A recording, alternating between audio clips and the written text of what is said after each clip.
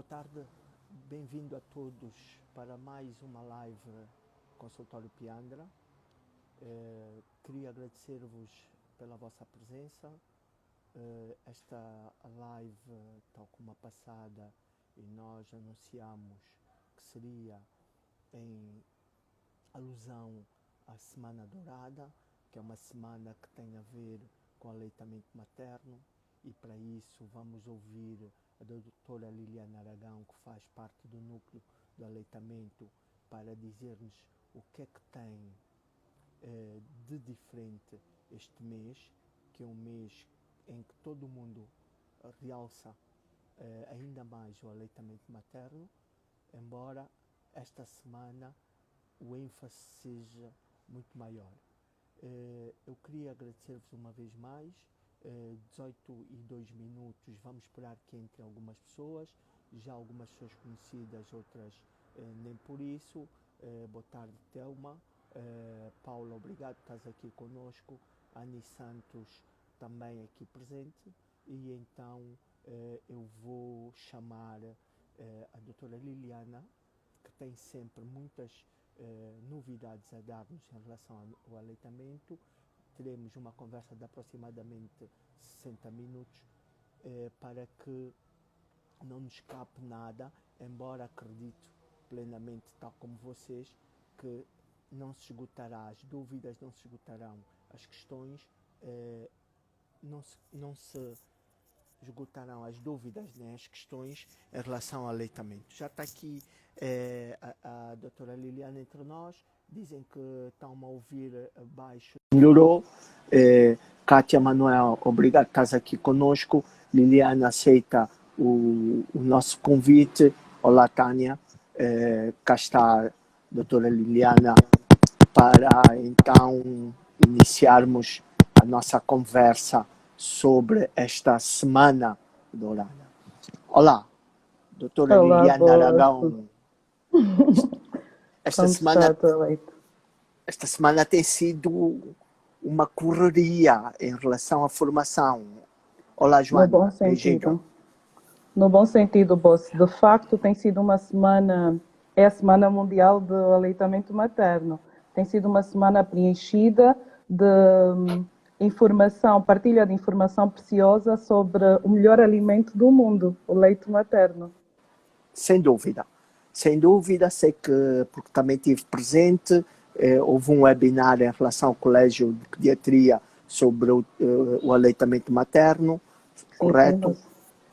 Em que correu muito bem, e sei que também vocês, sem ser esta questão de webinars e lives, etc., tiveram outro tipo de formação in loco em relação ao aleitamento materno, a incentivarem, a desmistificarem aquilo que vamos falar um bocadinho hoje sobre o tema. Sim? Está bem. Antes, eu queria perguntar-te, o que é isso, para que os nossos seguidores possam entender, o que é isso de Semana do Aleitamento Materno? Na verdade, Bossa, a Semana Mundial do Aleitamento Materno comemora-se já há muitos anos, desde o ano 2002,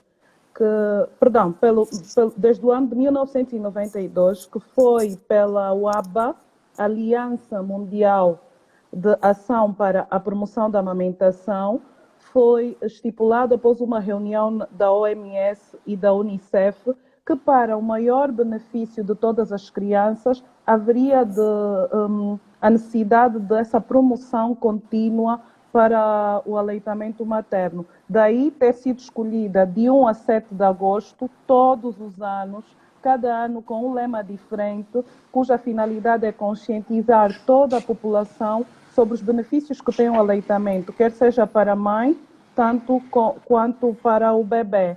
E estes lemas têm sido com a finalidade de serem adequados em cada comunidade, para que a promoção seja mais eficaz. Esse ano foi escolhido Apoio ao Aleitamento Materno para um planeta mais saudável. Ruca Daniol, beijinho forte, obrigado por estarem aqui conosco também e partilharem essa informação. Ponham as vossas dúvidas na caixa das mensagens para podermos responder. Eu sei que tu fazes parte, tu, a Ayala e outros mais, fazem parte do núcleo do aleitamento. O que é isso? Qual é o vosso objetivo? Que é que se trata? O que é que vocês fazem na prática? Nós somos do Núcleo de Aleitamento Materno da Sociedade Angolana de Pediatria, na qual o núcleo é coordenado pela doutora Ayala. E a nossa função é essa mesma, você, no dia a dia, fazer a promoção contínua do aleitamento materno. Na verdade, o brio da informação e o ênfase do aleitamento suscita mais nessa semana, na Semana Mundial, porque em mais de 150 países, discute-se sobre o aleitamento, promove-se o aleitamento de forma vigorosa, mas a nossa função é, no dia a dia, palestramos, agendamos formações de capacitação, quer seja de profissionais de saúde e não só, com a finalidade de que essa promoção do aleitamento materno seja de facto eficaz. Ótimo. Agora, com esta introdução e explicação, mais do que introdução, essa explicação, e nós ficamos todos a saber um bocado mais do vosso papel na sociedade e qual é o vosso objetivo em relação a isto do núcleo da amamentação, eu queria te começar por levantar uma questão. Há muitas mães que reclamam em consulta de pediatria a dificuldade no aleitamento materno, essencialmente porque dizem que após horas, após dias da amamentação, têm grande dor e às vezes até feridas com sangramento a nível das mamas. Como é que podemos ajudar essas mães? A que é que se deve isso? Porque realmente o que nós deparamos é que umas têm e outras não. A que é que se deve? Na verdade, Bossa, isso deve-se a uma má técnica da amamentação. É uma situação muito simples de se resolver. A amamentação, quando feita com posicionamento e a pega corretos, não dói. É um ato que soa, que flui de forma natural e que é saboroso tanto para a mãe que amamenta como para o bebê que é amamentado. Existem, portanto, técnicas que facilitam a mulher a amamentar sem dor, sem desconforto e sem, consequentemente, desenvolver fissuras ou as gretas mamárias. A posição ideal para amamentar é aquela em que a mulher e o bebê estejam completamente confortáveis.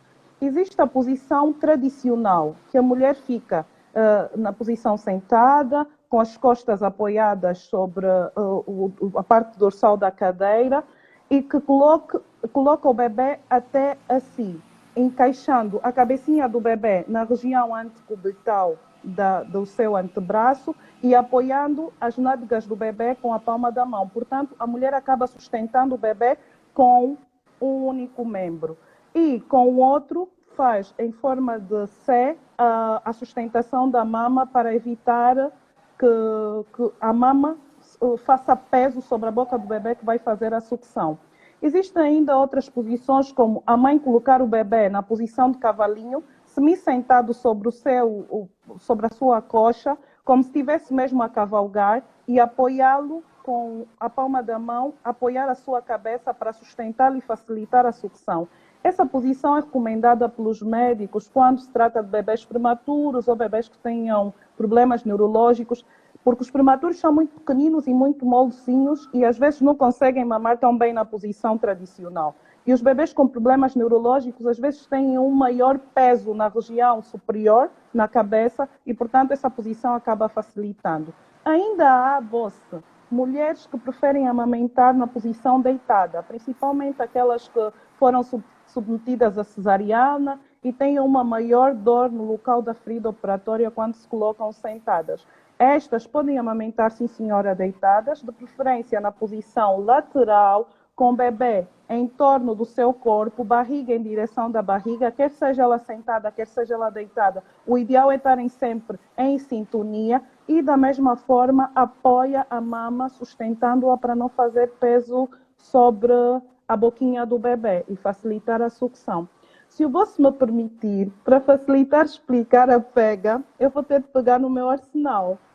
Força! Se com isso ficaremos mais informados, Esteja à vontade. Há de facilitar. Na verdade, papás e mamães, o que nos assistem, o arsenal é a Mama Peandra. Acaba ajudando na facilidade da explicação e, portanto, da percepção das pessoas que vão amamentar. A mama é um órgão par, claro. Eu vou estar a usar só uma para exemplificar. E ela tem, na sua estrutura final, distal, tem uma parte mais escura, que é denominada areola, e na pontinha tem o bico, que é o mamilo. Para que o bebê consiga ter uma pega correta, não machuque a mãe, portanto, não forme fissuras, nem gretas, nem lacerações algumas ao nível da extremidade da mama, a mãe deve levar o bebê até a mama, permitindo que ele abocanhe essa região, portanto, parte da areola para além do mamilo. Quando o bebê estiver a abocanhar a mama, ele acaba ficando com os lábios abertos, a tocar na mama mesmo, as bochechas ficam cheias, não faz ruído enquanto é amamentado e acaba respirando bem, porque a mulher, como dizia há bocadinho, há de sustentar a mama com a mão no formato de um C. Portanto, o polegar na parte superior e os restantes 4 dedos apoiando a mama, evitando que ela faça pressão sobre a região inferior da boquinha do bebê.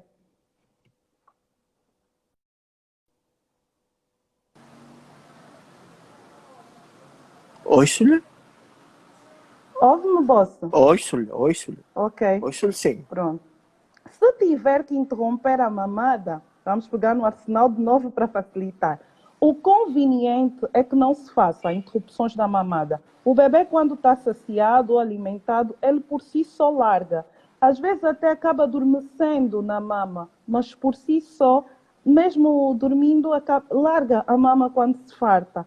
Mas se por alguma necessidade fisiológica e emergencial a mãe tem a necessidade de suspender, de interromper a mamada, tem a técnica do dedo mínimo, em que ao invés de puxar bruscamente a mama da boca do bebê ou arrancar o bebê da mama, não, a mãe com o dedo mínimo vai soltando lentamente a mama, afastando a boca do bebê da mama e assim no final ela consegue interromper a mamada. Nesse ato, a mama acaba ficando com o mamilo alongado e redondinho, portanto, não fere sequer, mesmo que a mãe tenha a necessidade de fazer a interrupção.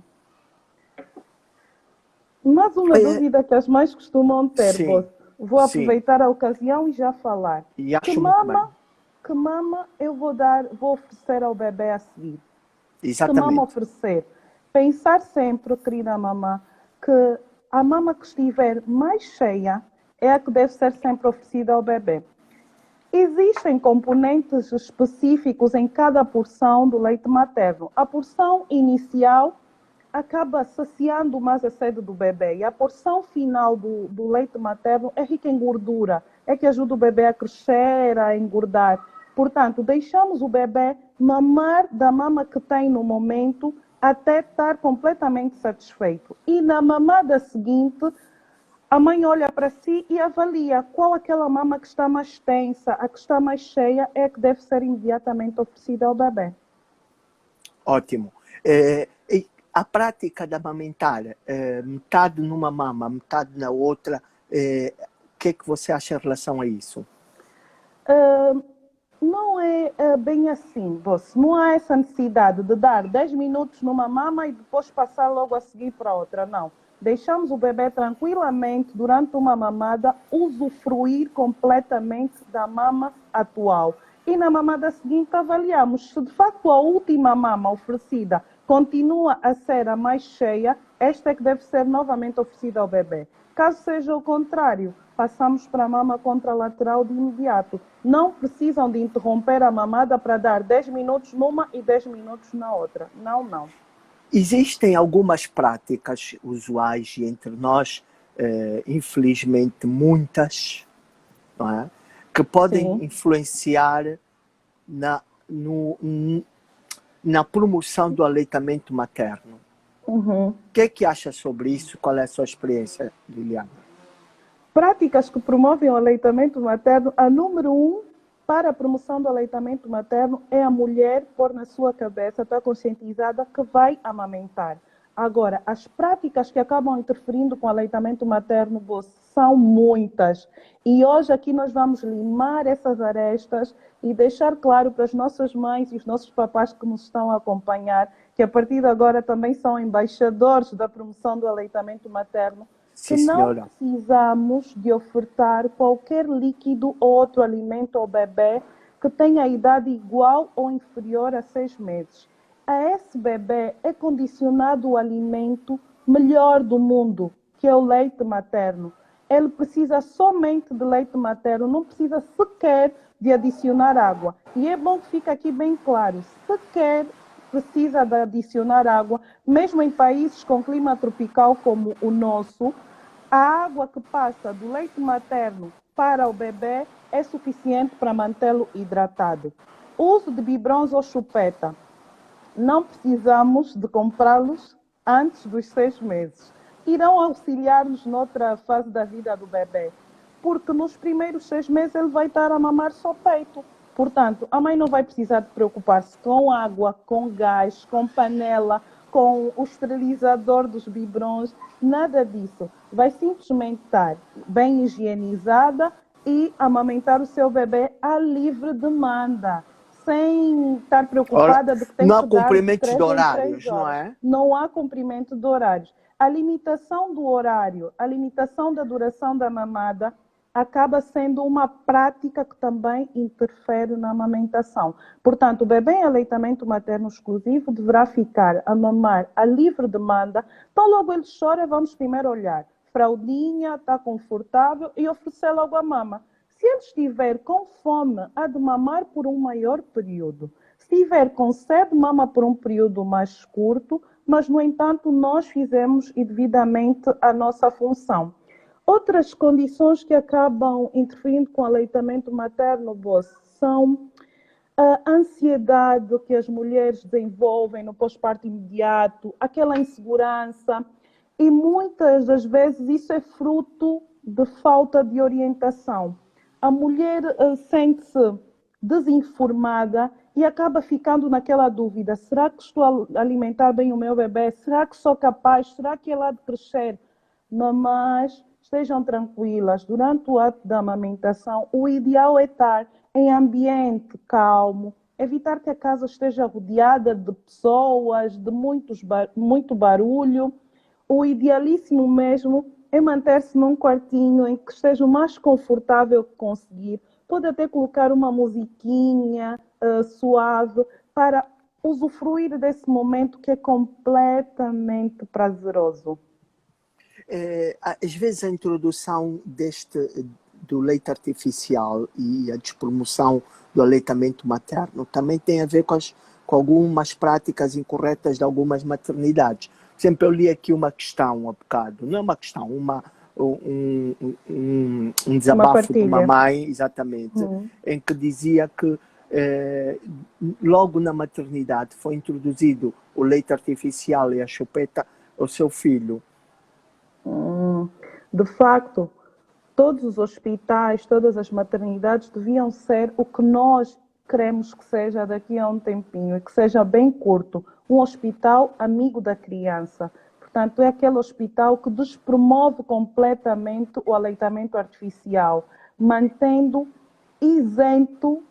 isento de qualquer biberons, chupeta, qualquer outro aditivo alimentar para além do leite materno. Esta realidade da mãe pode ser similar a de muitas outras, porque, na verdade, em algumas situações, principalmente mulheres que tenham sido submetidas à cesariana e que tenham tiveram anestesia geral e que tenham aquele período um bocadinho mais prolongado para a recuperação, às vezes aquela necessidade, aquela ansiedade de alimentar o bebê, sendo que ali, mesmo no intra-hospitalar, começam a acontecer as práticas incorretas. O que fica aqui como reflexão é que, mesmo que aconteça isso, que alguém dê um biberon ao meu bebê, que não é o correto, mas que caso aconteça, à chegada de casa, então logo o bebê esteja comigo, eu vou promover, vou insistir e vou persistir com o aleitamento materno. Se mamou um biberon ou dois na unidade hospitalar, em casa eu não vou dar mais nenhum. E assim vou automaticamente descontinuar aquela má prática e permitir que o meu bebê beneficie somente do aleitamento materno. Aqui uma questão que é, e quando se vai trabalhar e não se pode amamentar? Essa é boa. Quando se vai trabalhar e não se pode amamentar diretamente o bebê da mama para a boca, nós podemos continuar a manter o nosso leite em casa para suportá-lo no período em que a mulher esteja no ambiente de trabalho. Portanto, a mulher pode ordenhar o seu leite. Cada mãe pode ir formando o seu banco de leite em casa.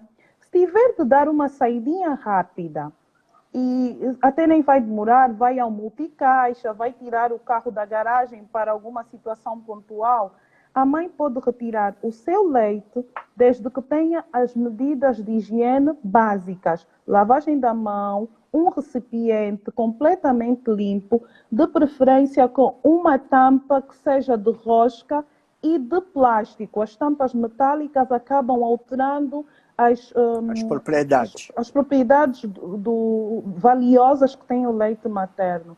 Portanto, pode deixar a temperatura ambiente num período de 4 a 6 horas. Se tiver de dar uma saidinha maior, pode deixar ficar na geleira, no frigorífico, por até 3 dias. E se tiver que ir formando, de facto, o seu banco de leite, pode deixar num congelador, numa arca, que seja destinada só para a conservação do leite materno, pode ficar ali de um intervalo de 6 meses a 1 ano. Portanto, toda mulher que queira amamentar o seu bebê em exclusividade, mesmo a trabalhar, não deverá ser isso um impedimento para que ela tenha sucesso no aleitamento. É importante dizer que esse leite que será conservado deve, na altura de ser oferecido ao bebê, ser aquecido, não em micro-ondas, mas sim em banho-maria. A pessoa que vai ficar com o bebê deve estar bem instruída pela mãe, que quando tiver que dar o leite ao bebê, ele completamente descongelado, há de agitá-lo, aquecer em banho-maria e oferecer ao bebê, de preferência num recipiente, quer sejam copinhos ou com auxílio de uma colherzinha, e não do biberon. Porque o biberon, mesmo com leite materno, acabará sendo uma interferência no sucesso. Desmotivador de depois ele ter a pega A pega que tinha correta, pois. etc, etc. Uma das coisas também que muitas vezes deparamos nas consultas em relação a essa problemática são duas, essencialmente, que eu me lembro neste momento. Uma, os bebés, por perderem peso, as mães pensam que nos primeiros dias de vida, as mães acham e ligam isso a que o leite que elas têm seja fraco. E como, coincidentemente, neste momento, o leite realmente não tem a espessura e não tem as características daquele leite que nós estamos habituados, entre aspas, e as pessoas começam por aí a ter grande fé em introduzir o aleitamento artificial. Sem dúvida. Dê uma chegazinha aí. Isto aqui, e ainda bem que você pegou nessa, para deixar claro inicialmente que não existe leite fraco. A mulher é perfeita, não vale dizer quase, Bosse, é perfeita mesmo, porque de nós sai um fluido que é o leite materno, que é rico em tudo. Tem água, tem ferro, tem vitaminas, tem proteínas, tem uma coisa que mais nenhum outro leite tem, que são os anticorpos que fornecem imunidade ao bebê e que até servem como a primeira vacina do bebê. Só que o leite humano é dinâmico. A cada dia ele vai sofrendo alterações nas suas características físicas. No comecinho ele parece assim mesmo mais aguadinho, mais estranho, mais diferente da característica láctea que nós estamos habituados a ver.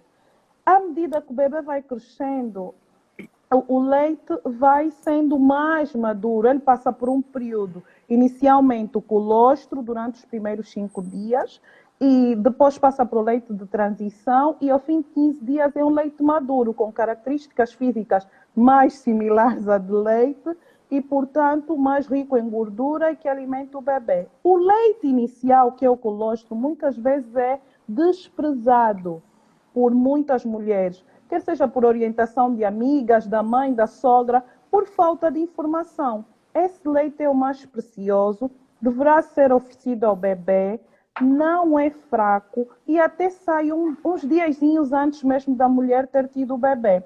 Em relação à perda de peso, é normal que o bebê, nos primeiros dias de vida, aquela primeira semaninha, perca até 10% do seu peso ao nascimento. Daí ser importante ir às consultas de puericultura no primeiro mês de vida, para que o pediatra, junto dos pais, consiga perceber se de facto está a correr tudo bem.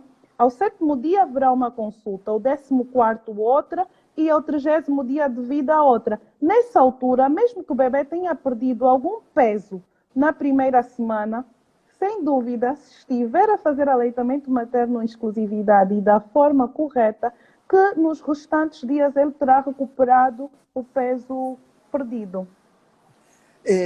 Sem sombra de dúvida, a perfeição da mulher vem quando está e complementa-se quando tem um homem como nós ao seu lado. Mas continuando essa conversa, não ia ficar assim. Mas continuando esta conversa agradabilíssima que estamos a ter, e acho que os nossos ouvintes também estão. Só espero é que a perfeição das mulheres também traga a sua internet de volta, porque neste momento vejo-a meia bloqueada e acho que sim. Já? Ouve-me, Liliana? Sim? Acredito que volta. Sim? Sim, de volta? Voltou até no doce. De volta. Consegue? Eu ouço. Sim, meia parada, vou ouvir o que é que o back-office diz. Se sou eu, se é você. Não acredito que seja você por tanta perfeição que vocês têm. Sim, Liliana, perdi-te. Se calhar terás que voltar a entrar. Sim? Alô?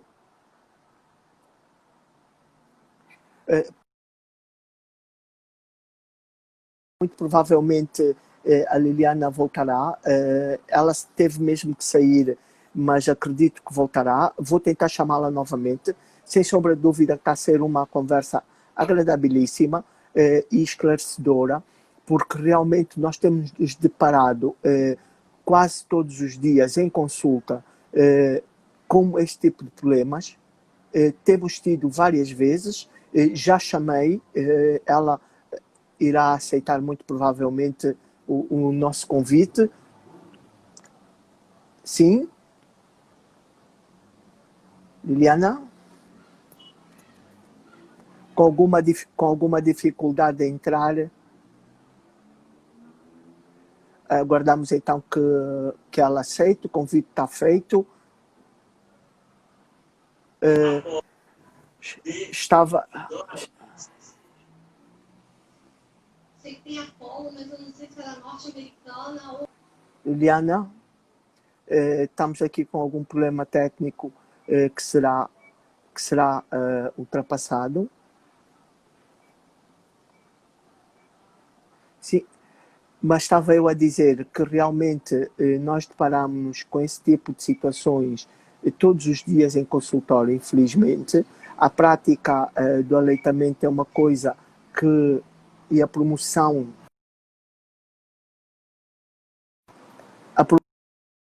do aleitamento é uma das coisas muito, muito importantes para o presente e para o futuro da nossa criança. Vamos mais lá à frente falar um bocado sobre isso. Já de volta, Liliana. Consegue ouvir-me agora, Bus? Sim, perfeitíssimo. Coisas da nossa internet. Não, eu agora, sem sombra de dúvida, começo a temer o género feminino, porque eu disse com a perfeição que vocês têm, sem sombra de dúvida, você voltaria. E dito e feito, você aqui presente. Eu estava a dizer aos nossos ouvintes, no meio de alguma confusão, porque realmente a internet houve alguns minutos que também para mim não foi das melhores formas, ou não estava da melhor forma. Eu queria saber sobre alguns tabus sobre o aleitamento. Isto que nós, infelizmente, ainda vivemos muito esse tipo de problemas. Às vezes somos muito mal aconselhados, até muitas vezes pelos próprios técnicos de saúde, pelos próprios promotores de saúde, e, portanto, eu queria que você falasse um bocadinho sobre estes tabus. Vamos falar sobre alguns, sim, Bossa. Primeiro, muitas mulheres julgam que por ter tido o filho por cesariana e não parto eutóxico, parto normal, não podem dar de mamar porque tiveram medicadas durante o ato do parto e aquele medicamento da anestesia de passar para o bebê. Isso é um mito. Quer seja um bebê nascido de parto normal, eutóxico, ou de parto por cesariana, deve beneficiar do aleitamento materno de igual forma, em exclusividade até o 6º mês de vida. O meu bebê parece estar com sede, todas as vezes está com soluço. A minha mãe até já preparou uma misturinha de água com alho. As mães andam com aquele biberãozinho com água e um alhozinho de quimbundo, como vulgarmente chamam, para dar ao bebê, porque até vai mantê-lo mais hidratado. Isto é igualmente um mito. O bebê em aleitamento materno, já dissemos hoje, e repetimos o que disse a doutora Ayala a semana passada, não precisa da adição de água o bebê que só está em aleitamento materno em exclusividade. Muitas mulheres também dizem que não posso dar de mamar porque eu tenho seios pequenos. As minhas mamas são de tamanho pequeno, portanto vou ter menos leite ou não vou conseguir alimentar o meu bebê. Deixar claro que o tamanho da mama é conferido pela gordura que fica ao redor da glândula. Portanto, a glândula irá trabalhar normalmente. E o que condiciona aqui a produção do leite é levar várias vezes o bebê à mama. Portanto, quanto mais vezes o bebê fizer a sucção, mais vezes haverá o estímulo sensorial até o nosso sistema nervoso central para a produção das hormonas que contribuem para a produção e descida do leite. Portanto, dar de mamar várias vezes, independentemente do tamanho da mama, a mulher terá sucesso para alimentar o seu bebê. Outro mito, o bebê que mama peito... Ginguba, você. O bebê de mãe que está a ser... O bebê que está a ser amamentado, a mãe tem que estar muito alimentada, todos os dias tem que comer mandioca crua e ginguba. Isto é mesmo um mito. A mulher deve estar devidamente alimentada e corretamente hidratada. É recomendado que a cada vez que ela for dar de mamar, até esteja a beber um copinho de água para se manter hidratada, bebendo no mínimo de 8 a 10 copos de água durante o dia. Se comer mais ginguba, mais mandioca ou não, se beber chás, essas misturas caseiras e os caldos que as mães dão, não vão aumentar ou diminuir o leite, vão mantê-la melhor ou menos alimentada, porque já vimos que o que condiciona o aleitamento materno, a descida do leite, é a oferta consequente ao bebê. A minha mama há de cair se eu amamentar o bebê. A mama da mulher há de cair se amamentar ou se não amamentar o bebê, porque com o próprio processo de envelhecimento, os músculos vão ficar mais frouxos, o ligamento que sustenta a mama fica flácido, frouxo e deixa-a cair. Portanto, esse processo haverá de acontecer em algum período na sua vida. Portanto, entre deixar de amamentar o meu bebê agora por um problema meramente estético e amamentá-lo porque, querendo ou não, eu vou viver esse momento, vale a pena amamentar o bebê. Portanto, é um mito que a mama só cai porque a mulher deve amamentar o bebê. Mas um mito muito frequente também é a mulher grávida. Uma mulher que tenha um bebê que ainda está em período de amamentação e engravida, muitas vezes é mal aconselhada por familiares ou por amigas a deixar de dar de mamar aquele bebê, a afastar-se do bebê, porque senão o bebê vai ter UCI.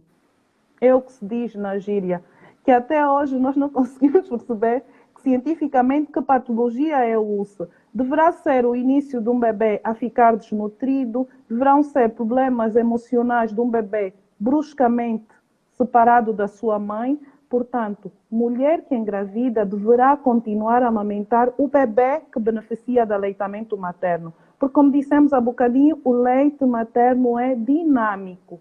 Ela terá, durante o período da gravidez, leite proporcional para o bebê que está a ser amamentado no momento. E no ato, quando o bebê nascer, aquele leite que será novamente reconstituído, o colostro, o leite de transição e o leite maduro, estará preparado para o novo bebê, podendo o bebê anterior, o mais crescido, ainda beneficiar desse leite sem problema algum. Sem Penso que problema. falamos todos.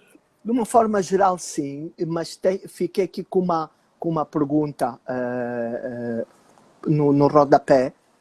Quando o meu bebê nasceu, fiquei 2 dias sem leite. Pois. E aconselharam o artificial. É correto? Não é o correto. Infelizmente, já falamos aqui há bocadinho, mamã Tandizua. Em algumas unidades hospitalares acaba escapando-se pela tentação de querer resolver rapidamente algumas situações que fisiologicamente podem até ser aguardadas. Tomamos medidas como essa, a precipitação de pôr o leite de fórmula. O ideal seria estimular vezes sem conta essa mulher, porque o que acontece é que em algumas mulheres há até a produção do leite, o reflexo, o estímulo chega lá ao sistema nervoso central para que haja produção de leite. E o reflexo de descida do leite é que pode ser um bocadinho mais retardado, variando de cada mulher, de uma mulher para a outra. Portanto, aqui o ideal seria manter o bebê vezes sem conta na mama, induzindo que ele fizesse a sucção, porque a descida, cedo ou tarde, iria acontecer. Fiquei com a dúvida agora em relação a essa mãe. No entanto, descontinuou o aleitamento materno, mantendo só o artificial, ou depois fez aleitamento misto? Eis a questão. Temos aqui Pois. outra. Doutora, como faço para fazer parte do grupo de mamães que doam o seu leite? Tenho um bebê com 6 meses. Boa, mãe. Parecia uma grande salva de palmas. São gestos como esses que nós precisamos, para além de promover, contribuir. Uma mulher que esteja em período de amamentação nessa fase poderá estar a salvar muitas vidas se doar o seu leite. Nós podemos usar o Peandra como intermediário? Podemos usar para Podemos benefício das crianças o Peandra, e não só. O Peandra está disponível sempre, como sabem, é 100%. Portanto, a mãe podia usar o terminal do Peandra para adquirir o meu número de telefone e depois nós orientávamos como fazer. Na verdade, podia simplesmente ir à maternidade de Lucrécia Paim, ao banco de leite humano, que teria essa informação a mesma.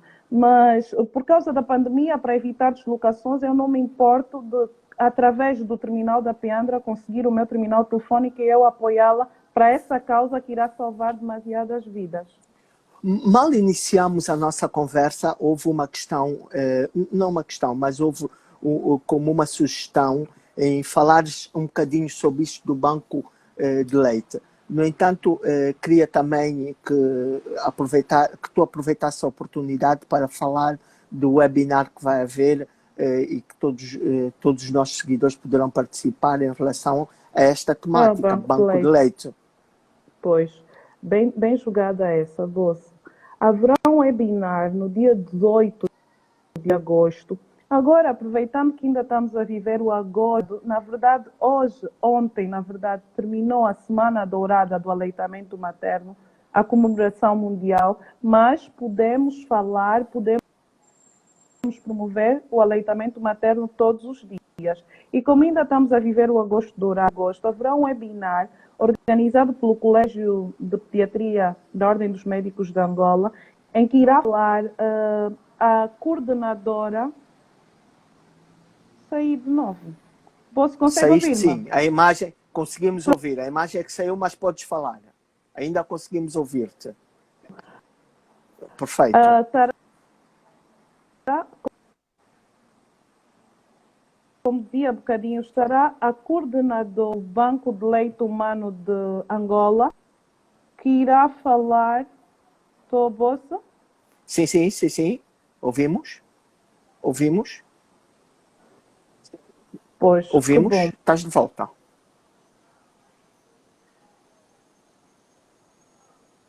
Estamos com problemas, deixamos-te ouvir novamente. Vemos-te, mas não conseguimos ouvir-te. Liliana, E agora, se você nos ouves, para de... Já. Sim, consegue ouvir-me? perfeito. Perfeito. Assim ajuda. Peço desculpa. São coisas Não técnicas. tem. Nossa. E E, quem faz diretos é isso mesmo. pois, e como dizia, então, no dia 18 de agosto estará a doutora Elisa Gaspar, que é a coordenadora, e que irá falar...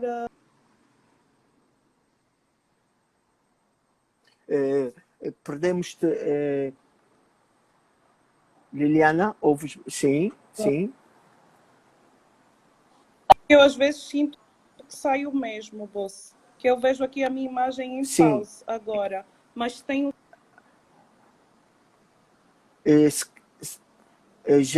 Já estás de volta. Estou de volta. Ok. Então, Banco de Leite Humano é uma forma de auxiliar crianças que não podem beneficiar do aleitamento materno direto da sua mãe. Portanto, acaba ajudando muitas crianças que perdem as mães no ato do parto, e, portanto, a doação é benéfica. Será bom que as mães interessadas possam doar, ou os papás também, que podem doar, também recipientes para conservação, para recolha e conservação do leite humano. Portanto, seria bom que quem conseguisse participasse desse webinar. Ótimo. Temos aqui mais uma questão. É possível ainda ter leite a correr na mama, mesmo depois de 3 anos de parto? Sim, é possível. Tanto que, uma vez estimulada a mama que já amamentou, essa mulher poderá ter descida de leite em qualquer fase da sua vida, até no período pós-menopausa. Portanto, algumas avós podem acabar amamentando os seus netos, caso haja perda da mãe, desde que antes seja feita a testagem de doenças que são de contaminação de uma pessoa para outra. E, portanto, a mulher, mesmo depois de um período superior a 5 anos, se essa mama for estimulada pela sucção de um bebê, poderá, sim, senhora, ter a descida de leite. A mãe que... Pronto, está aqui. Doutor, uma vez que será o intermediário entre a doutora e eu, mamã doadora de leite, qual é o terminal? O terminal de Peandra, o meu back-office vai passar agora, fica atento, nós passaremos os terminais dentro de alguns minutos, aparecerão com o símbolo Peandra. Olha, Liliana, essa nossa conversa é inacabável, sabes? E o feedback que eu tenho recebido, mesmo em mensagens em off, neste momento, é que está a ser uma coisa muito, muito interessante, porque as pessoas estão a aprender muito. Eu queria que tu deixasses algumas considerações. Ainda temos cerca de 15 minutos para conversarmos. Eu sei que ainda há perguntas, mas queria que tu deixasses algumas considerações. Primeiro, dizer que não vamos só usar a Semana do Aleitamento Materno, a Semana Mundial, para falar de aleitamento materno. Cada mulher, cada pai que esteve presente nesse live, no live passado, que esteve a viver este agosto dourado, a primeira semana, pode ser mensageiro, embaixador para a promoção correta do aleitamento materno. Que todo bebê deve beneficiar de leite materno em exclusividade até o 6º mês de vida. Nessa altura, são introduzidos gradualmente outros alimentos, mas não deverão substituir o leite materno, deverão antes complementá-lo. E o mesmo deve ser continuado até o segundo ano de vida, sem estimulação precoce antes dos 6 meses de alimentos ou de bebidas, sem estar a estipular horário para mamada, sem o incentivo desnecessário do uso de biberão antes do 6º mês de vida. E, portanto, vamos aproveitar e todas as ocasiões que tiverem ao nosso alcance, quer seja na igreja, no nosso ambiente de trabalho, nos ambientes familiares, para a promoção correta do aleitamento materno. Bolse, quis aqui levantar uma questão que de facto pode ser algo pertinente em relação a falsas contraindicações para o aleitamento materno. Se a mulher estiver doente, lhe for diagnosticada uma doença como malária, infecção do trato urinário, febre tifoide, se tiver um quadro de gastroenterite e até se estiver a ser medicada, isto não contraindica o aleitamento materno. Não mesmo, mamães. Porque se a mulher estiver doente, acabou desenvolvendo anticorpos dessa doença, que poderão, pelo leite materno, passar para o bebê e acabar protegendo-o indiretamente da doença em causa. Se estiver a ser medicada, deve simplesmente respeitar o horário, amamentar inicialmente o bebê e depois tomar a sua medicação, para assim poder ter um intervalo mínimo de 1 hora entre a medicação e a próxima amamentação. Caso seja o bebê acometido na altura, se estiver doente, o bebê com diarreia, o bebê com quadro respiratório, gripe, o bebê com candidíase oral, vulgo sapinho, não contraindica o aleitamento materno. O bebê pode estar a ser medicado e manter rigorosamente o aleitamento materno em exclusividade se tiver menos de 6 meses. Caso seja uma doença que requeira que o bebê esteja internado, este bebê vai ficar internado com a sua mãe, com um acompanhamento. Para ficar com a mãe em alojamento conjunto e, apesar da medicação, mesmo que esteja a fazer medicação pela veia, poderá manter o aleitamento materno. Na situação em que são prematuros, os prematuros às vezes precisam de ficar na incubadora, as mães têm em alta e eles ficam na unidade hospitalar para melhor vigilância. Esses bebês também podem beneficiar do aleitamento materno e em exclusividade. Portanto, a mãe faz a ordenha, quer seja em ambiente hospitalar ou não, de acordo com a instrução, e esse leite será oferecido ao bebê por auxílio de copinho, colherzinho, ou até mesmo de uma sonda que sai do nariz para o estômago para alimentar o bebê. Aqui uma questão. E se a mulher tiver pressão alta, constante, deve parar ou continuar com a amamentação? Deve continuar com a amamentação. Mas o motivo para essa mulher manter-se tranquila, evitar a ansiedade e a agitação, porque por um lado vai poder amamentar o seu bebê e por outro lado vai poder ter controle indireto da sua pressão arterial. Portanto, nenhuma doença, até prova em contrário, contraindica o aleitamento materno. Realmente estava aqui a fazer um esforço e tentar me lembrar de alguma coisa que contraindica, mas não, em absoluto não. Até o tema HIV-Sida, neste momento estamos todos de acordo que é uma coisa para avaliar pontualmente e para ser discutido caso a caso. E não vulgarizar e retirar a todos, porque podemos, ao retirar a amamentação, estarmos a causar um outro problema à criança. Tenho aqui mais uma questão.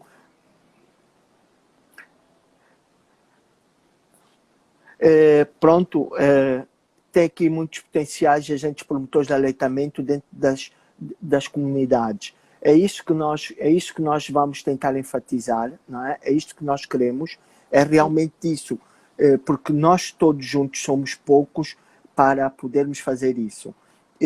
Fale-me um bocadinho sobre as mães que têm filhos gemelares.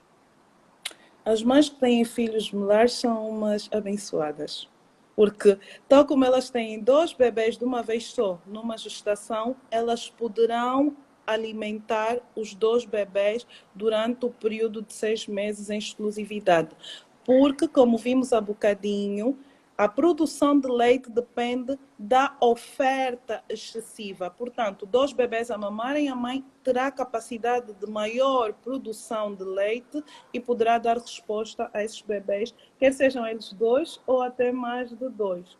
Portanto, haverá necessidade dessa mulher ter alguma ajuda no domicílio, para a lida diária, para as outras atividades, para reduzir o seu trabalho dentro de casa e para evitar que ela esteja sob stress. Portanto, a mãe, o marido ali devem apoiar de modo a que ela se dedique a maior parte do tempo aos bebês, podendo alimentá-los os 2 ao mesmo tempo, caso sejam só 2, ou um de cada vez ao longo do dia. As mulheres portadoras de hepatite B, o que fazer com o aleitamento materno?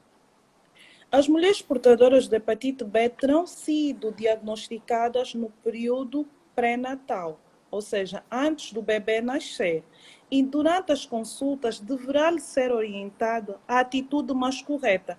Essas mulheres poderão amamentar os seus bebês se eles, de facto, nas primeiras 12 horas após o parto, puderem beneficiar da vacina contra a hepatite B e da imunoglobulina.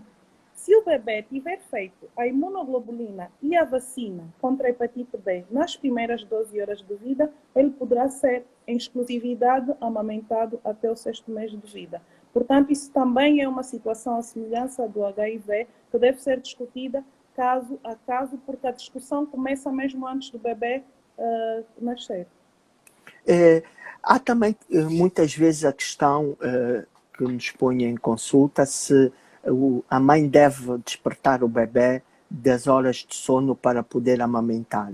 Há mães, por exemplo, que vêm ao consultório e dizem: olha, o meu bebê vai dormir, a última mamada é à meia-noite e depois acorda às 6 da manhã. Devo despertá-lo no intermédio deste tempo para poder amamentar? Depende da idade do bebê. Os pequeninos com menos de 3 meses deverão ser despertados sim. Ao fim de 4, 5 horas, vale a pena estimulá-lo, oferecer a mama e ver se de facto ele não é só um preguiçoso e que na verdade tinha fome e estava ali a aguentar-se no leite. Porque esses pequeninos têm um maior gasto de energia e acabam consumindo muito o açúcar no sangue, que é a glicemia. E, portanto, podem fazer baixas perigosas de glicemia, levando-os a uma condição que depois precisarão de abordagem no intra-hospitalar. Portanto, para a prevenção da hipoglicemia, nos menores de 3 meses, vale a pena despertar. Não precisamos ser brutas, sacudi-los e nada disso. É aconchegá-lo ao colo, encostá-lo à mama, que ele mesmo de olhos fechados, se tiver fome, vai abocanhar e vai fazer a sucção. Se estiver desinteressado é porque não tem fome, acalentamos e voltamos a pôr na cama. Se tiver idade igual ou superior a 3 meses, já podemos protelar um bocadinho, porque esses já aguentam de 6 a 8 horas sem comer. E então acordam vigorosos, mantêm-se estáveis sem o risco da hipoglicemia. Os prematuros entram num grupo especial que devem ser bem vigiados, porque mesmo num período superior a 3 meses, porque na verdade a idade corrigida deles não será essa, deverão ser até os 6 meses estimulados para ver se amamentar. Portanto, aos prematuros o timing é maior, o timing de vigilância é até os 6 meses, ao contrário do bebê de termo. E ela diz que está tudo muito claro e queria, antes de terminar, Liliana, que clarificasses também essa questão. Acima de 1 ano, já pode dar o leite nido? Se não, qual a melhor idade? A internet aí, não sei se me ouves. Acima de 1 ano, já posso dar o leite nido? Ou qual a melhor idade? Acima de 1 ano? Sim. Acima de 1 já ano. Posso introduzir o nido? E se não, qual a melhor idade? Antes não de 1 ano de idade, ouvir. Se nos ouve... não está recomendado. Não consigo. Sim, ouvimos? Sim. Pois, Sim. eu dizia antes de 12 meses não está indicado o leite de vaca. O nido é leite de vaca, portanto, só deverá ser oferecido ao bebê com idade igual ou superior a 12 meses. Há aqui mais uma questão: como orientar as mamás que têm o mamilo invertido? Isso, a semelhança do HIV e da hepatite B, deverá ser uma situação identificada antes do bebê nascer. E, portanto, o estímulo começa nesse período, enquanto a mulher ainda está grávida. E existem manobras como o uso de uma seringa com o êmbolo invertido para estimular a protrusão do mamilo. Dizer aqui que a sucção da mama pelo pai não ajuda a desinverter o mamilo. Portanto, é tentar fazer a estimulação com a seringa e oferecer vezes sem conta ao bebê. Se de facto tiver a ter alguma dificuldade, enquanto vai estimulando, vale a pena ordenhar o leite. De forma manual ou com a ajuda de uma bomba, vai ordenhando o leite e automaticamente vai conseguindo que o bebê mame do seu leite, mesmo que não diretamente da mama. Muito bem, muito bem.